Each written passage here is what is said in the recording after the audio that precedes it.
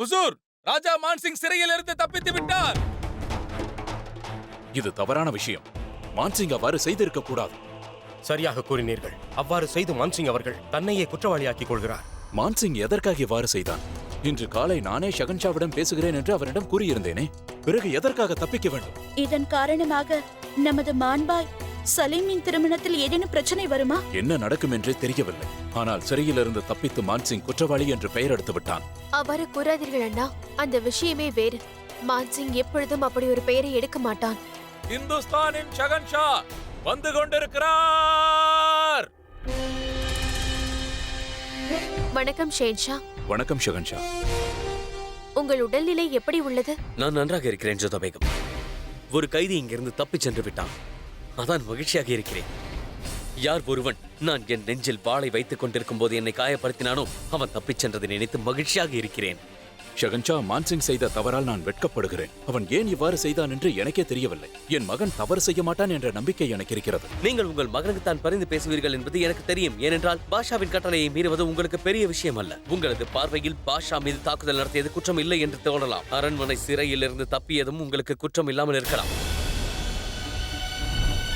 ஷேன்ஷா, உங்களுக்கு நன்றாக தெரியும் மான்சிங் உங்களோடு பல வருடங்களாக இருக்கிறான். இப்படி ஒரு செயலை அவன் எப்பொழுது... நானும் அப்படிதான் நினைத்தேன் ஜோதா பேகம். பல வருடங்களாக என்னோடு இருந்தவர்கள் எனக்கு துரோகம் செய்ய மாட்டார்கள் என்று. ஆனால் துரோகிகள் என்னோட பல வருடங்களாக இருக்கிறார்கள். தொடர்ந்து துரோகம் செய்து கொண்டே இருக்கிறார்கள்.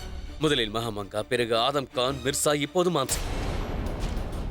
நீங்கள் என்னதான் நினைத்துக் கொண்டிருக்கிறீர்கள்? நான் மான்சிங் செய்ததை பாராட்ட வேண்டும் என்றா? அவன் குற்றவாளி இல்லை என்றால் பிறகு எதற்காக தப்பித்தான்? என்னதான் நினைக்கிறீர்கள்? நான் அவன் செய்த தவறுக்காக அவனை என் மடியில் வைத்து தாளாட்ட வேண்டும் என்றா? என்னுடைய வீரர்கள் மான்சிங்கை தேடிக் கொண்டிருக்கிறார்கள். ஒரு விஷயம் நன்றாக தெரியும். அவன் என்னிடமிருந்து தப்பித்து எங்கேயும் ஓட முடியாது. மான்சிங்கை வளர்த்தவன் நான் தான் அவனுக்கு அனைத்தையும் கற்றுக் கொடுத்தேன். ஆனால் என்று அவன் என்னை நேரடியாக சந்திக்கிறானோ அன்று நான் அவனை கேட்பேன், என் மீது தாக்குதல் நடத்த உனக்கு எப்படி தைரியம் வந்தது என்று. போது கடுமையான தண்டனையும் அளிப்பேன்.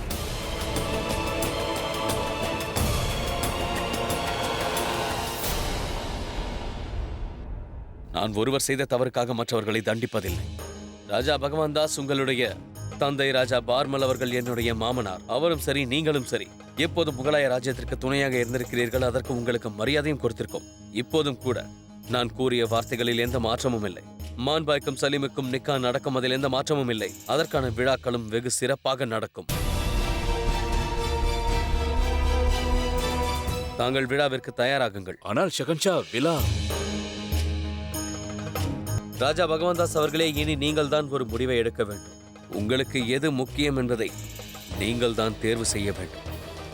ஒரு புறம் உங்கள் மகளின் திருமண மகிழ்ச்சியா, இல்லை மறுபுறம் தப்பிச் சென்ற உங்கள் மகனின் பாதுகாப்பா? ஷேன்ஷா, அண்ணன் நிச்சயமாக விழாவில் கலந்து கொள்வார். மகிழ்ச்சி. அப்படி என்றால் உங்களை நான் விழாவில் சந்திக்கிறேன். எனக்கு விடை அளியுங்கள்.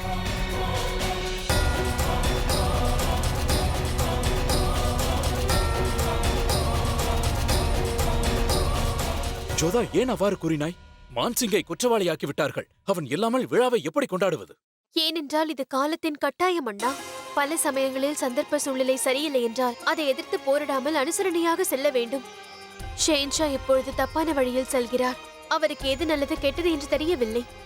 பண்டிதர் பத்ரிநாத்தும் இதையேதான் கூறினார். இப்பொழுது ஷேன்ஷாவின் விவேகம் அவரோடு இருக்காதாம். இப்பொழுது நாமும் அவரோடு இல்லை என்றால் இது போன்ற சோதனை காலத்தில் நான் ஷெஹன்ஷாவிற்கு துணையாகத்தான் இருப்பேன். இல்லை என்றால் மான்சிங் விஷயத்தால் அவர் என்னை விட்டும் பிரிந்து விடுவார். அதனால் உங்களை நான் கை கூப்பி வேண்டி கேட்டுக்கொள்கிறேன் அண்ணா, நீங்களும் எனக்கு துணையாக இருக்க வேண்டும். சரி ஜோதா, உனக்காக நான் இந்த விழாவிற்கு வர சம்மதிக்கிறேன்.